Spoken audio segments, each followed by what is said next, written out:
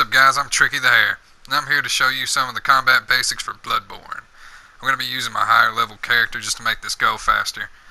So, my damage will be a little bit different from yours. But that's okay, you'll get the gist of it. So if you're ready to put on your hunter boots and become a beast hunting master, we can go ahead and we can get started with this. Let's start off with my favorite weapon that you get at the very beginning of the game. That's the threaded cane. I like the threaded cane because of its quick attacks. And it also has a pretty heavy wide swipe whenever you're using it in its chained position, which I'll show you here in a minute. That was a double R2 attack. You can do that mid-combo or just while moving forward. Helps break guards and such. And you'll see here how I handle this large group of enemies. My blade bounced off of his shield, but see how I can take on a wide attack of enemies at once with this? It's probably the best weapon to use if you're a beginner. Next weapon I'm going to show you is the Hunter's Axe. This axe is kind of a straightforward weapon. It's best for PvE. It's good for boss fights. It's got a pretty good close combat range, but it's not really good for taking on big groups at one time. It's a good hit and run kind of blade.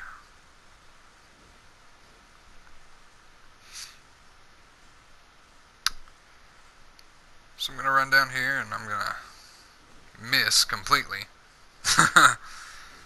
I'm just going to kind of try and take a few swipes and then back away. Now, usually when you're starting out, this will probably be the most powerful weapon you start out with. My cane's leveled up really high. That spin attack is really, really handy whenever you get surrounded. If you can find the time to pull it off. That charge takes a minute.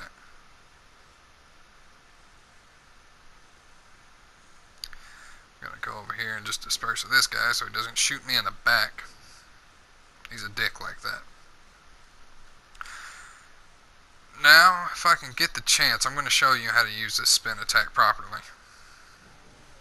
There we go. Just a large area cleared out really quick. And I can just roll back to safety.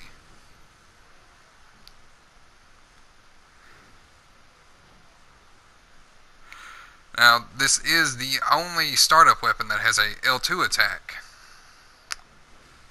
You'll find that a lot of different weapons have L2 attacks, but none really at the beginning of the game. And I believe it also does arcane damage. Yeah, it's a useful weapon, you know, if you're moderately good at Souls games or Soulsborne games, however you want to say it. Just be mindful of your surroundings, okay? Because this thing will bounce off a wall pretty hard and leave you staggered. Next up is the Beast Cutter? Beast Cleaver? I can't really remember right off the top of my head right now. But this is a really good weapon for PvP, you know, just fighting other players. But it can also be useful in the actual game.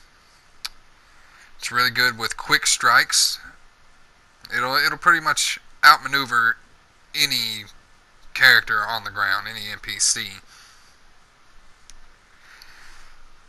And what you can do with it is you can break in really quick and throw in a whole lot of attacks on maybe 2 enemies at a time, maybe 3, and you can just slap them down, you know, even just mid-strike, just whack them off. Just whack them off real good. I'm going to start off by visceraling this guy, just so I can have him out of the way. I'll explain what viscerals are here in a minute. So I've got these 3 dudes right here. So I'm just going to kind of try and pick them off, because this weapon doesn't, you know, in the base game have a lot of, it's not a heavy hitting weapon, but, you know, breaks in close. It doesn't use a lot of stamina like the axe does. The axe uses a lot. And you can throw off a whole bunch of strikes and just whack away at them. Now, I believe I'm going to try and show you how to take on a large horde of enemies with them. I may not make it back. So I'm just going to run in here and piss off as many of them as I can at once. And get shot in the process. So like I said, you can just bust through most attacks really quick. So I'm just going to hop in here. And see how I'm just stopping most of their attacks before they even get to me? Yeah. It's handy dandy. Doesn't have a lot of large swipes on it, other than its R2 attack, and that takes a minute to charge up, and you don't really want to, if you're looking to take out a wide range on enemies, you don't want a long wait for your attack. So I'm just going to bust in here and, yeah, just punch right through the middle of them. Have me a good, oh god, okay, that guy was sneaky. Gonna get him out of here. Alright. Good job. Now we're gonna go and we're gonna talk about visceral attacks. The first visceral attack I'm gonna show you that you can perform on small and medium-sized enemies is the back attack. This is a medium-sized enemy. It's gonna hold R2, charge up your sword, shove it right up his ass, make you a fist, put that up there too, and voila! It's easy, palpating fun. You really have to learn the attack pattern of the enemy that you're going up against.